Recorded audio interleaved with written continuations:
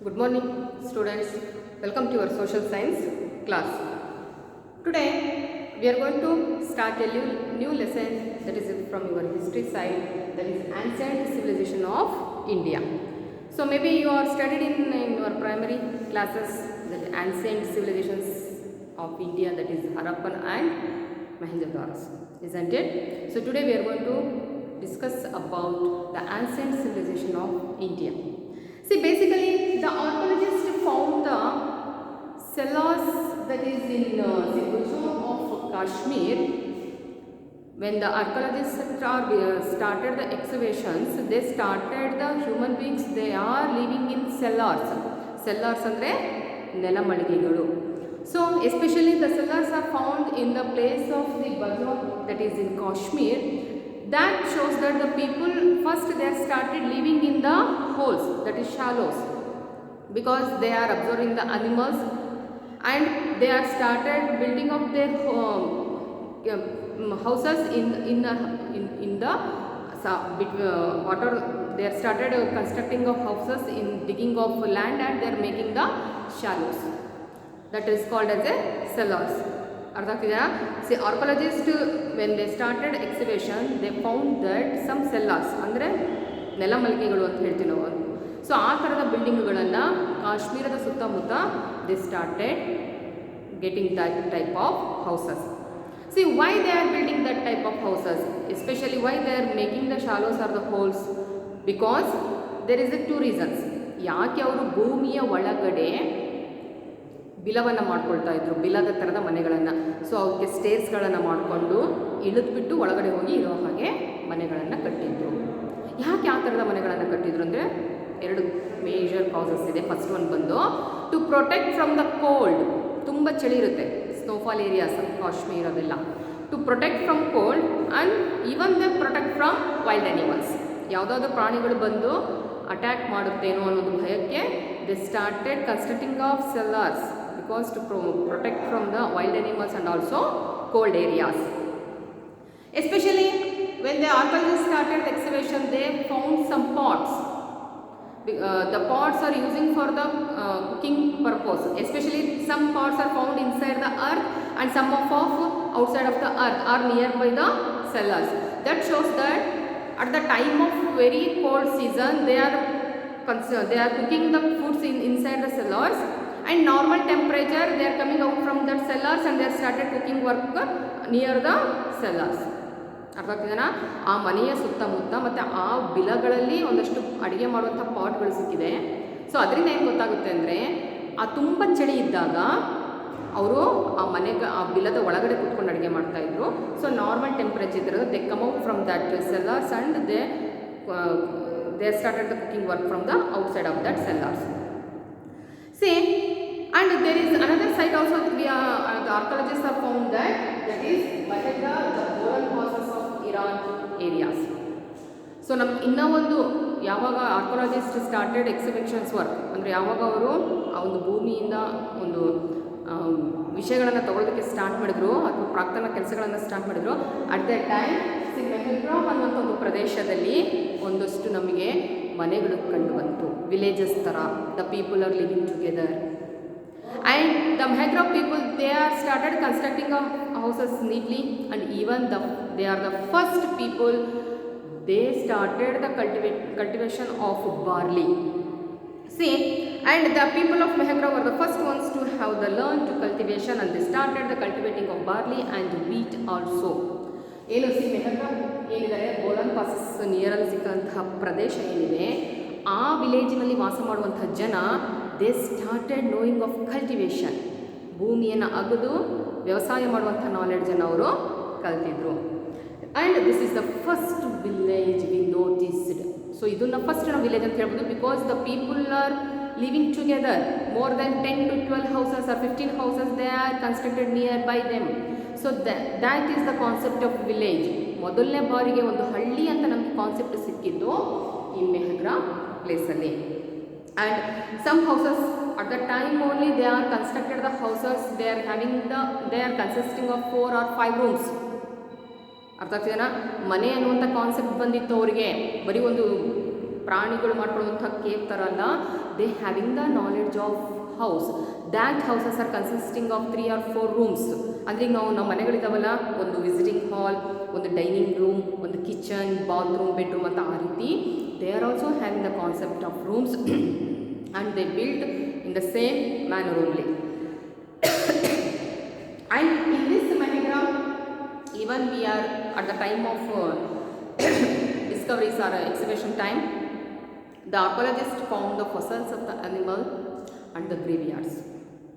ಪ್ರಾಣಿಗಳ ಮೂಳೆಗಳನ್ನು ಮತ್ತು ಅವಶೇಷಗಳು ಸಿಕ್ಕಿದೆ, ಜೊತೆಗೆ ಮನುಷ್ಯನ ಸ್ಮಶಾನವೂ ಸಹ ಸಿಕ್ಕಿದೆ. ಗ್ರೇವಿ ಅಂದರೆ ಮನುಷ್ಯನ ಸ್ಮಶಾನವೂ ಸಿಕ್ಕಿದೆ. And sometimes even we are the archaeologist found that both the animals fossils and also the human skeletons also found together at a time.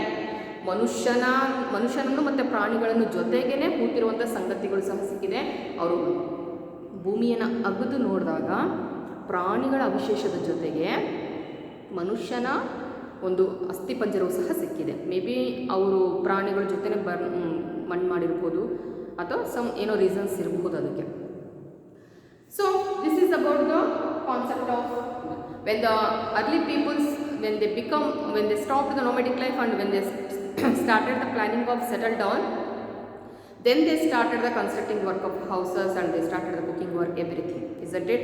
ಯಾವಾಗ ಮನುಷ್ಯ ನೊಮ್ಯಾಡಿಕ್ ಲೈಫಿಂದ ಹೊರಗಡೆ ಬಂದು ಒಂದು ಪ್ರದೇಶದಲ್ಲಿ ವಾಸ ಮಾಡಬೇಕು ಅಂತ ಅವನ ತಲೆಯಲ್ಲಿ ಕಾನ್ಸೆಪ್ಟ್ ಬಂತು, ಆಗ ಅವನು ಒಂದೊಂದು ಪ್ರದೇಶದಲ್ಲಿ ವಾಸ ಮಾಡೋದಕ್ಕೆ ಸ್ಟಾರ್ಟ್ ಮಾಡ್ದ. The early humans first they started living in the cellars, that is in Barjum in Kashmir, and next they started constructing houses that is having 2 or 3 rooms, and even they are having the knowledge of cultivation of barley and wheat, and even they are started the animal husbandry also, that is rearing of goat and sheep.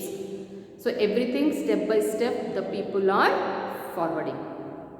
Okay, so next we will discuss about the first civilization, the first urbanization anna ನೋಡೋಣ. See, when the railway engineers they are digging the land because of railway tracks, that is 150 years ago, they found some bricks that is also made up of brick and also they are burnt, isn't it? ಭೂಮಿಯನ್ನು railway ಟ್ರ್ಯಾಕ್ಗಳನ್ನು ಹಾಕೋದಕ್ಕೋಸ್ಕರ ಇಂಜಿನಿಯರ್ಸ್ಗಳು 18th ಸೆಂಚುರಿನಲ್ಲಿ railway track ಮಾಡಬೇಕು ಅಂಥೇಳಿ ಆ ಒಂದು ನೆಲವನ್ನು ಅಗಿತಾ ಇದ್ದಾಗ ಅಲ್ಲಿ ಒಂದಷ್ಟು BRICS, ಏನು ನಾವು ಸಿಮೆಂಟಿನ ಮಣ್ಣಿನ ಇಟ್ಟಿಗೆಗಳು ಅಂತ ಹೇಳ್ತೀವಲ್ಲ, that is made up of mud. ಈಗಿನ ಥರ ಸಿಮೆಂಟ್ ಇಟ್ಟಿಗೆಗಳಲ್ಲ, ಸೊ ಮಣ್ಣಿನಿಂದ ಮಾಡಿರುವಂತಹ ಮತ್ತು and also they are very burned and clearly they are ready. ನೀಟಾಗಿ ಸುಟ್ಬಿಟ್ಟು ಅವು ಬ್ರೋಕ್ ಆಗದೇ ಇರೋ ಹಾಗೆ ಮಾಡಿರುವಂಥ ಒಂದಷ್ಟು ಇಟ್ಟಿಗೆಗಳಲ್ಲಿ ಸಿಗುತ್ತೆ. So that is 150 years ago. That is in Sindh valley of ಪಂಜಾಬಿನ ಸುತ್ತಮುತ್ತ ರೈಲ್ವೆ ಟ್ರ್ಯಾಕ್ಗಳನ್ನು ಮಾಡುವಾಗ ಆ ರೈಲ್ವೆ ಇಂಜಿನಿಯರ್ಸ್ಗಳಿಗೆ ಒಂದಷ್ಟು ಬ್ರಿಕ್ಗಳು ಸಿಗುತ್ತೆ. ಸೊ ಎಷ್ಟು ಕ್ವಾಲಿಟಿ ಇತ್ತು ಆ ಬ್ರಿಕ್ಸ್ಗಳಂದರೆ, even that bricks are used for the railway track work. ಅಷ್ಟು ಹಳೆಯದಾದಂತಹ ಆ ಬ್ರಿಕ್ಗಳು ಎಷ್ಟು ಕ್ವಾಲಿಟಿ ಇತ್ತು ಅಂದರೆ ಅದನ್ನು ಈವನ್ ಆ ರೈಲ್ವೆ ಟ್ರ್ಯಾಕ್ ಮಾಡೋದಕ್ಕೆ ಅವುಗಳನ್ನು ಇಂಜಿನಿಯರ್ಸ್ ಯೂಸ್ ಮಾಡ್ತಾರೆ. And in this way when they came to know ಇಲ್ಲಿ ಏನೋ ಸಮಥಿಂಗ್ ಇದೆ, ಸೊ ಈ ಥರ ಬ್ರಿಕ್ಸ್ಗಳನ್ನು ಯಾರೋ ನೀಟಾಗಿ ಮಾಡಿದ್ದಾರೆ ಅಂದರೆ ಇನ್ನೊಂದು ಯಾವುದೋ ಸಿವಿಲೈಸೇಷನ್ ಅಥವಾ ಒಂದು ಸಿಟಿ ಏನೋ ಇತ್ತು ಅಂತೇಳಿ ಮತ್ತೆ ಅಲ್ಲಿ ಆರ್ಕಿಯಾಲಜಿಸ್ಟ್ ತಮ್ಮ ವರ್ಕನ್ನು ಸ್ಟಾರ್ಟ್ ಮಾಡಿದರು. And they found that is a well organised urbanisation or civilization. See, in this way many houses which had been buried under the soil were destroyed, and subsequently archaeologists took up research in these areas. So archaeologists they started their work. So ಏನೋ ಇದೆ ಇಲ್ಲಿ ಅಂಥೇಳಿ ಅವರು work start ಮಾಡಿದಾಗ ನಮಗೆ ಸಿಕ್ಕಿದ್ದು Harappan civilisation. And they convinced that it is a well ancient city, and they were called the Harappan civilization that is 4600 years old. ನೋಡಿ, ಯಾವಾಗ ಆರ್ಕಿಯಾಲಜಿಸ್ಟ್ ಅಲ್ಲಿ ಕೆಲಸವನ್ನು ಸ್ಟಾರ್ಟ್ ಮಾಡಿದರು, ತಮ್ಮ ರಿಸರ್ಚ್ ಕೆಲಸಗಳನ್ನು ಸ್ಟಾರ್ಟ್ ಮಾಡಿದರು, and they found that as ಇಲ್ಲಿ ಒಂದು ಸಿವಿಲೈಸೇಷನ್ ಇತ್ತು. ಅದು ಇಷ್ಟು ಹಳೆದಲ್ಲ, 4600 years ಓಲ್ಡ್ ಆದಂಥ ಒಂದು ಸಿವಿಲೈಸೇಷನ್ ಇಲ್ಲಿ ಇತ್ತು. ಅದು ಕಾರಣಗಳಿಂದ ಡಿಸ್ಟ್ರಾಯ್ ಆಗಿದೆ. ಹಾಗಾಗಿ ಅವರ ಕಾಲದಲ್ಲಿದ್ದಂಥ ಮನೆಗಳು ಇಲ್ಲಿ ಹೂತೋಗಿದೆ ಅಂಥೇಳಿ ಆರ್ಕಿಯಾಲಜಿಸ್ಟ್ ಹೇಳಿದರು. So next is the significant of cities. ಹೇಗಿತ್ತು Harappan civilisation? See, Harappan cities they are divided into two parts. ಯಾವಾಗ ಆರ್ಕಿಯಾಲಜಿಸ್ಟ್ಗಳು ತಮ್ಮ ಒಂದು ಎಕ್ಸ್ಕವೇಷನ್ ವರ್ಕನ್ನು ಸ್ಟಾರ್ಟ್ ಮಾಡಿದರು, so they come to conclusion, ಬಂದ್ಬಿಟ್ರು ಒಂದು ನಿರ್ಧಾರಕ್ಕೆ. ಏನು? ಅಲ್ಲೊಂದು ಆನ್ಸೆಂಟ್ ಸಿವಿಲೈಸೇಷನ್ ಇದೆ, that is more than 4600 years old civilization and that is Harappan civilization ಅಂತೇಳಿ ಅವರು ಡಿಕ್ಲೇರನ್ನು ಮಾಡಿದರು.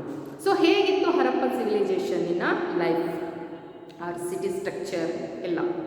So the significant of cities ಹೇಗಿತ್ತು ಅಂದರೆ, Harappan cities are divided into two parts.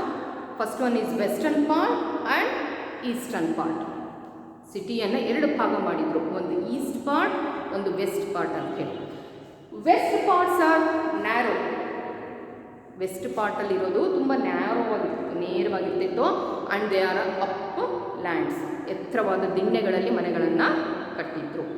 And East ಪಾರ್ಟಲ್ಲಿ ಇರುವಂತಹ ಏರಿಯಾಗಳು ವೈಡ್ ಆಗಿದೆ, ಅಗ್ಲ, ಅಲ್ಲೊಂದು ಮನೆ ಇಲ್ಲೊಂದು ಮನೆ ಅಲ್ಲೊಂದು ಮನೆ ಇಲ್ಲೊಂದು ಒಂಥರ ಎಕ್ಸ್ಟೆನ್ಷನ್ ಏರಿಯಾಸ್ ಬರುತ್ತಲ್ಲ ಆ ಥರ ದೊಡ್ಡ ದೊಡ್ಡ ಮನೆಗಳು ಸುತ್ತ ಕಾಂಪೌಂಡ್ ಈ ಥರ ವೈಡ್ ಆಗಿತ್ತು. And that this is called as a lower area.